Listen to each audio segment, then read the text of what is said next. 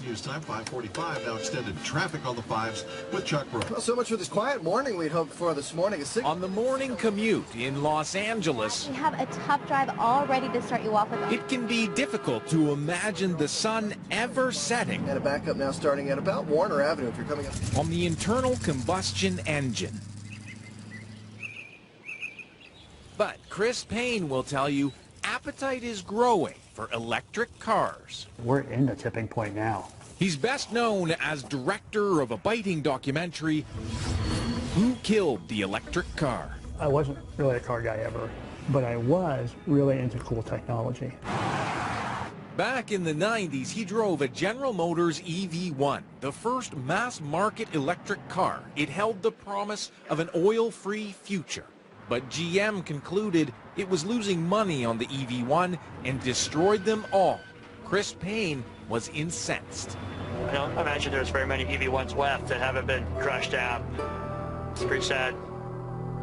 Payne blamed car manufacturers, oil companies, and the California government for killing the electric car. I drove that car for about 5 years. In the process, I became kind of committed to why this technology is good and is going to roll forward in the future.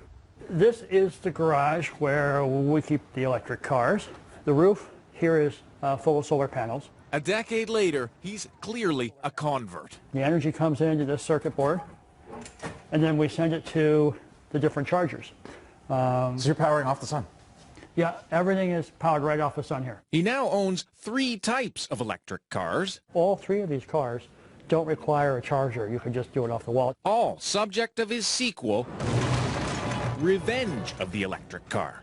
That film chronicled GM back in the game with its gas-electric Volt, Nissan with its all-electric Leaf, and Silicon Valley billionaire Elon Musk unveiling the luxurious electric Tesla. Really what matters is, are we making a difference in the world? Until we see every car on the road being electric, we will not stop. This is really just the beginning of the beginning. Jump forward 7 or 8 years, the cars are coming back. People are like, whoa, the Model S won the car of the year. Wealthy people are saying, I'm going to choose that car instead of this car. You're in the middle of a big change, fundamental change that's happening here. In Canada, on the BC coast, some say change is coming fast. 0 to 100 kilometers in just a smidge over 4 seconds.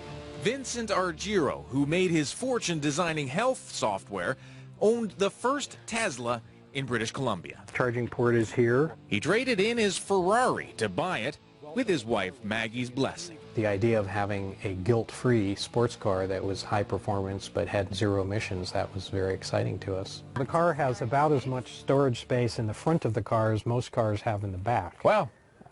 Without the giant internal combustion engine, there's lots of room. That's the kind of engine I could fix, maybe. Naturally, when Tesla released its Model S, they got one. Oh, you pushed the button. Okay, all right. There. Nice. Okay. How much did it cost? This car, as it's configured, is about $100,000. Begging the question. Is this just a rich person's plaything? What would you say to that? We felt like because we have been blessed with wealth, that we were in a position to buy this car, that it was our social responsibility to do so, to move the technology forward, to put our faith and our trust and our money where our mouth is. If you really want to get rid of petroleum products, then find a way to buy one of these cars and stop talking about it. In fact, Tesla owners can't stop talking about them. The thing took off like a rocket. It was so awesome. You can go as fast as you want. You can go as far as you want. I'm buying into a dream. Turning Tesla into stock market darling with lofty promises to put gas stations out of business. Even car reviewers are raving. This car performs better than anything we've ever tested before. Let me repeat that. Not just the best electric car, but the best car. I'm really surprised to be hearing myself say this because I'm a gasoline engine guy, but you spend a little time with a powerful electric motor car and it's pretty convincing. Impressive, yet not enough to convince this car reviewer. You can take a gas car anywhere and find fuel. If it breaks, you can find somebody who can fix it. Having an electric car is sort of like being the first gasoline car driver back in 1907. You know, it's an adventure when you go on the road. You have to plan, and you call ahead and make sure that thing's still there, and carry some extra, you know, sleeping bag and some food, because you may be on the roadside overnight if you're not watching. It pains John Odell to say that. He reviews green cars for a living, like this one, an electric Fiat sold only in California. He himself owns 2 electric cars, but they've got to break through, in marketing terms, it's called the valley of death. You have a new technology that you're marketing. It's always gobbled up enthusiastically by the early adapters who, you know, have an eye on that.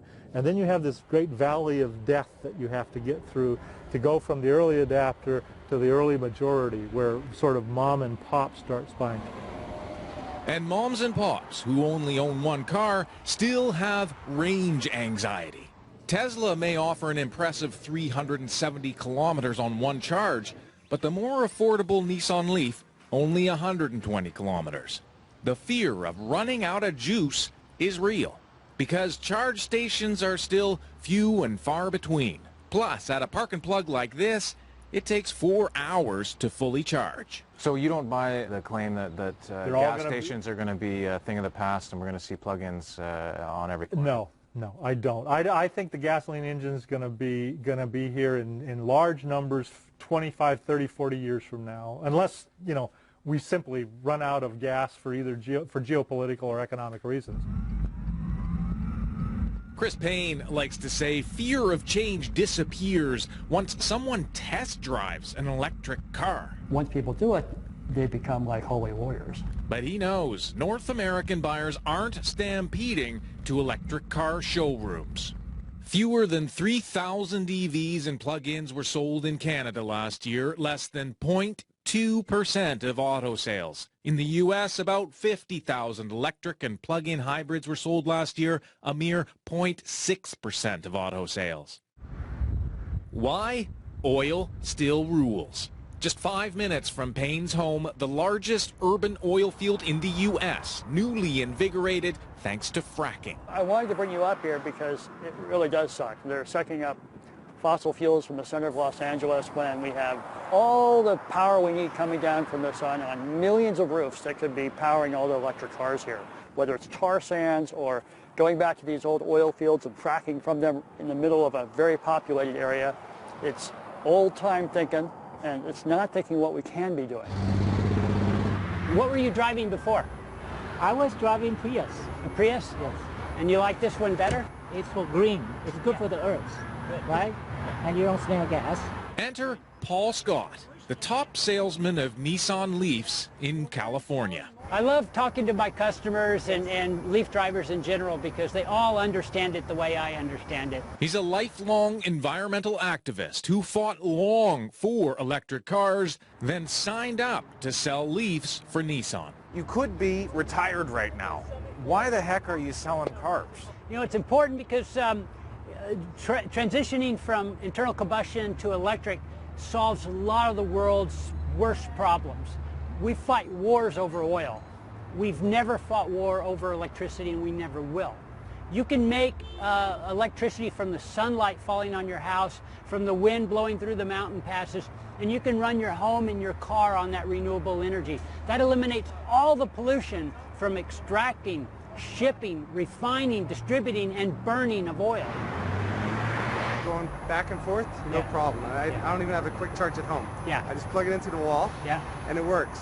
But Dad's in the hospital, I need to make a detour. Now I'm in trouble. Well, that's why we have the fast chargers. Yeah, no, this is great. For every consumer concern, Scott has an answer. What am I going to have to do when I have to replace the battery? 8 or 10 years from now, I'm going to have to put $12,000, $8,000 into a new battery. Probably more like $5,000 or $6,000. And you've just driven the car for 8 or 10 years and haven't spent a dime for gas. A lot of them are just looking at the bottom line, Paul, right? They're sitting down, they're punching their calculators, and they're saying, you know, I don't know if I can make the car payments right now on a $34,000 car. It's really a matter of understanding math and looking at the long term rather than just today. What is it going to cost me today? Because, you know, these people who buy these cars or lease these cars, they stop going to gas stations. But he admits it's a long, slow sell without government intervention a la Norway. Norway has more electric vehicle owners per capita than any country in the world. Sales jumped after the government declared EVs exempt from taxes, parking fees, and tolls, and installed thousands of free public charging stations. But different story in the U.S. The Obama administration did ask a panel of thinkers to fast forward 35 years to try to figure out how to cut gas emissions from cars by 80% by 2050. So you start with all your new technologies. John Odell was part of that panel and wasn't convinced electric is the only answer. Short of insert miracle here, we're going to have a mix of highly efficient gasoline cars, highly efficient conventional hybrid, gas-electric hybrids, plug-in hybrids, some electrics, and some fuel cell hydrogen vehicles. So some battery electrics. No one technology is going to win. No, by 2050, no one technology. We just don't see it. Our committee did not see it happening.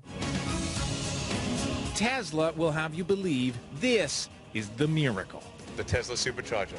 We expect to cover the entire United States and the lower part of Canada. The Supercharger Highway, where Vincent and Maggie Argiro charge up in no time flat. We need to be here for maybe a half an hour just to leave a little cushion to get home. And it's free. It is free. Enough time to make new friends, perhaps discuss that $35,000 model Tesla promises for 2017. Then off we go. Have a safe drive. Don't go too fast. We won't. Even though we can. we will. Yeah, we'll keep the horse in reins. Bye.